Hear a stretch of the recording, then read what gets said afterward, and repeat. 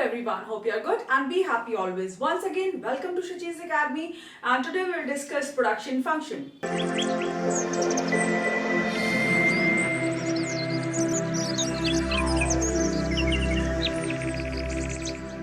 Production function, as the name suggests, is the relationship between input and output. See, whatever commodity is available in market, may it be camera, may it be the marker, may it be the board, or anything in the world, eatables, bread, butter, everything has to be produced with the help of certain raw material. So that raw material which goes on in production of that commodity is known as input, and the product that we get in the market, maybe marker or board, that is output. So what is production function? We will see in our definition, that is production function. It is a functional technical relationship between physical inputs and physical outputs of a commodity with given level of technology. Right. So it's a functional relationship. That means it tells you what is the relationship between two variables, between two entities, that is output of the commodity and input of the commodity, between physical inputs and outputs. Just now I told you that every commodity or output is manufactured or produced with the help of raw material and the necessary factors. Like here, quantity of X. If we see this quantity of X, that means anything. X means anything in this whole world which is available in market and which is produced with certain inputs. So X may be your marker, X may be your bread, butter, anything in this world. Maybe your shipping tools or your fishing tools or your curtains, tube lights, bulb, anything. You can put anything over here. So quantity of X, that means this is output. Okay, this is output. Here on left hand side we have the output, and on right hand side we have the inputs. Right. So this output is the function of your labor and capital inputs. Here we are using basically two factors of production only, labor and capital.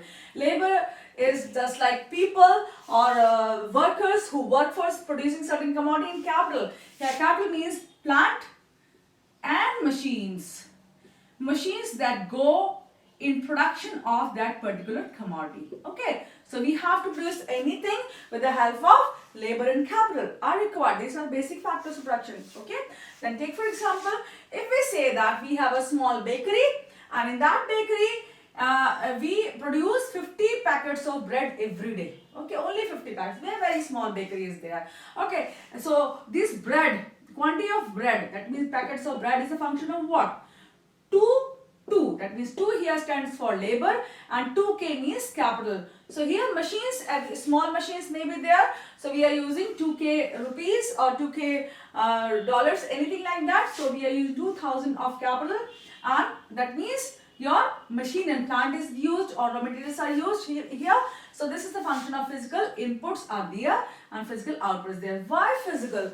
Your mental stress, your whatever exertion goes on in, or mental tension goes on, mental efforts goes on, that is not counted over here. And it is technical relationship, it is not economical relationship. Why? Because we are not telling you that what amount or what money goes on in production of these commodities. We are just telling you the physical inputs and physical output, only the quantitative relationship. Okay, clear? Now fixed factor and variable factor. What is fixed? That remains constant or fixed, just like plant and machinery. Every time you produce bread, you won't be buying a new house, a new plant or structure for producing that commodity. And machines also, you can't buy machines every day. You produce bread. So these are fixed factors of production. Okay, so fixed factors are installed even when output is 0. If you are not producing bread at all, also you are not producing even a single packet of bread, then also you need to have plant and machinery to manufacture bread. If you want to have a bakery, okay, any day, if it's Sunday and you don't want to produce bread, so but still you have to have that plant and machinery. Okay, then plant and machinery are the capital or the fixed factors. That means capital is fixed factor. Then variable factor. Variable factors like flour for bread, chemicals just like your baking powders require salt, sugar, butter is required. These are variable factors. And secondly, labor is the variable factor. Why? Because every time you manufacture bread or make bread, you will require some labor. or some worker over there in your factory, so or in your bakery of course. So here variable factors will be required. So it is 0 if output is 0. That means on any particular day, just like we explained, mentioned Sunday, if on Sunday your bakery is closed, suppose for example you are taking one day off, so in that case what will happen? You are not manufacturing even a single packet of bread, so you will not require any flour, chemicals or any labor at all. So it is 0 if output is 0. No bread, no worker, no raw material. Okay, so labor and raw material is your variable factor, and variable comes from the word vary, that means change, which changes with production. If output increases, your raw material labor also increases. If output is 0, you don't require labor and capital. So this is variable, that means change. Now, short run production function and long run production function. Short run, short means small time period, just like in economics normally in different books different time periods have been explained, like 3 to 6 months is a short period and 1 to 2 years is a long period. But this short period, long period, just you need to keep in mind that in short period it's not possible to increase the machines and plant, scale of plant. Just like you can't buy new machines and plants, and that is short period for you. Just like for a bakery, if within a week or within 2 days you can't have a new plant or new machinery for a second bakery. If you want to have another bakery, so you want to be able to do it within a week. So a week or 1 month may be a short period for your bakery for having another bakery plant. But for a sugar plant, it may be 1 year also, because sugar plant requires or steel plant requires a huge lot of huge investment, and the machines have to be bought with the investment of huge amount of capital. So for sugar plant or your steel plant, 1 year is a short period, and for your bakery maybe 1 month or 1 week may be short period. So for every industry, short period and long period are different. So in economics books and other books, maybe 3 to 6 months is a short period as a generalized manner, and 1 to 2 years is a long period. Okay, so let's discuss now short period production function. Here, production can be increased only by increasing variable factors. Why? Because you can't increase capital or plant and machinery within this period. So if you want to increase the production, you have to use more of variable factors. Like, see, here, if you want to double this production, if you want to manufacture or make 100 burgers or 100 packets of bread, 100 packets of bread, what will you do? If you want to make this amount, you will not be able to increase capital. Plant and machinery can be increased, but you can of course increase your raw material and labor and raw material. Take for example, if you are initially using 2 laborers, now you will have 4 workers in place of 2 workers, and some more raw material like flour and chemicals and everything, and so you can manufacture 100 packets of bread, but not beyond that maybe, because in whole day you will be able to manufacture this only. So there's a limitation for increasing your production in short period. So production can be increased only up to a certain limit by using variable factor or by increasing variable factors only, but you can't change your capital or the fixed factors. Now fixed factors remain constant in short period production function. Always remember, in short period, you can't increase your fixed factors. Then here, if you see the production function, quantity of x, this is same production function over here.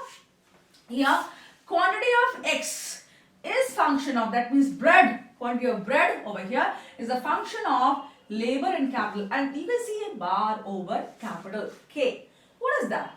Here, your capital remains constant in short period, that's why a bar has been put on your K. It means capital is fixed, it is constant, so bar on K. Now, variable proportions production function, short period production function or short run production function is known as variable proportions production function. Why?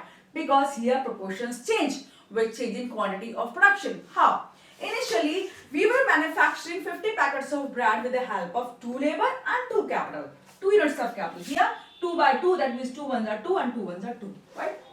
But if we want to increase our production, then we may be increasing our labor to 4.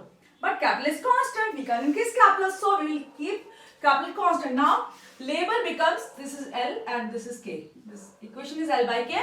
So here, labor becomes 4 units. You are increasing labor, quantity of labor. So labor is 4 units and your capital is 2 units, right? So 2 ones are 2, 2 twos are 4. That means 4 by 2 becomes what? 2 is to 1. Now here the proportion was 1 is to 1. And now this proportion has changed to 2 is to 1. So your production has increased by changing proportions. So proportions, that's why it is known as variable proportions production function. In short run, production can be increased only by increasing variable factors. That's why this production function is known as variable proportions production function. Clear? Now, constant scale of output. In short run production function, there is constant scale of output. Always remember, scale means size.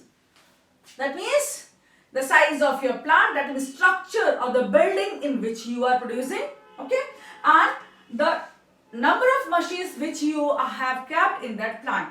Suppose in a bakery, if you have only a small bakery of 2 rooms and if you have only 1 oven, that is your scale, and you can't change that scale within 1 week or 2 weeks. So that is constant scale. Your scale is constant, but you can always change your number of workers and the amount of raw material which goes on in production of your bread. So here scale is constant, that means size of your plant and machine is constant. You have fixed number of your plant and machine. Now the diagram for that we can discuss constant scale and variable proportions over here. So your short run production function over here is your variable proportions production function. Why? Because initially we were using 2 by 2, the proportion was 1:1 over here. So 1:1. That means 1 capital and 1 labor. But thereafter we increased our labor to 4 and our capital has remained only 2 units initially also, finally also. So labor capital is constant and labor has changed. So now here we are using 1 unit of capital and 2 units of labor for production of per unit of output. So here the labor has doubled, it has become 2 times, and your capital is constant. That's why the slide is moving like this. To increase production, you are increasing your labor only. So this is a horizontal line, that means it's a variable proportion production function. Your capital is constant, only 1, but labor is increasing, and you increase more labor till your capacity of your plant has been reached. Now, next is your long run production function. Simple, long run, that means a long time period. Okay. So production is increased by increasing both fixed and variable factors. If period is long, maybe 1 or 2 years you are getting, in that period you can change the scale of your plant also. That means you can install a new plant, you can buy new machines, you can change everything, because you may have enough amount of money in long period. Okay, so you can buy new machines and plant in long period. So your production will be increased with the use of fixed and variable factors. Plant and machinery is also changed, raw material and labor is also changed. Now all factors are variable. Everything becomes variable in long period.